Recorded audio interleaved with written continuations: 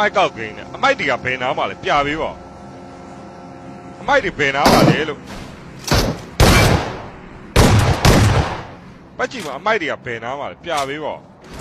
ဟိုပြန်မစဲနဲ့ကျွန်တော်ပြောမယ်ပြန်မစဲနဲ့အမိုက်တွေကဘယ်နားမှာအမိုက်တွေဘယ်နားမှာမရှက်ဘူးလားအမိုက်တွေလည်းမရှိပဲနဲ့အမိုက်ကောက်ကိန်းပြောနေမျက်လုံးလေးပါဆေးကန်းလဲတော့ပြရင်ပြအောင်ပတ်ကြည့်ထဲမှာအမိုက်တွေရှိလားမရှိလားလို့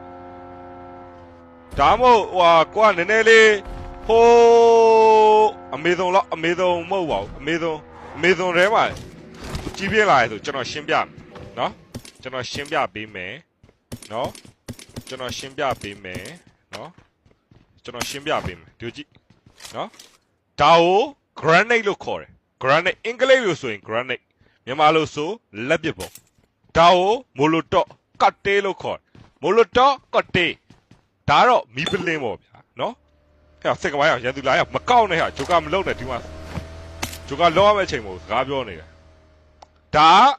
နော်ဒီမှာ bandage နော် okay energy drink 5.6နော်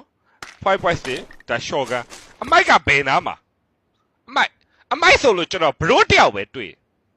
ကျွန်တော်အဲ့တော့အမိုက်ဘုံနဲ့မကန်တော့ဘရိုချီးရင်းနဲ့ကန်ချပေးမယ်ခရိုင်းစအမိုက်ဘုံအောင်ပါဘရိုအမိုက်ဘုံနဲ့မတန်ချီးရင်းနဲ့ပဲကန်တယ်ကွာအော်ချီးရင်းနဲ့ကန်ချဘယ်နားမှာဘရိုနားမလဲပြောတော့အော်ကျွန်တော်ရှင်းပြရှင်းလေးဘရိုနားမလဲဘူးဆိုပြောသိလားဂိမ်းဆော့ရင်ဂိမ်းမာစိတ်မွေးဗလိန်မာစိတ်မမွေးနဲ့ဂိမ်းလိုက်အောင်ချစ်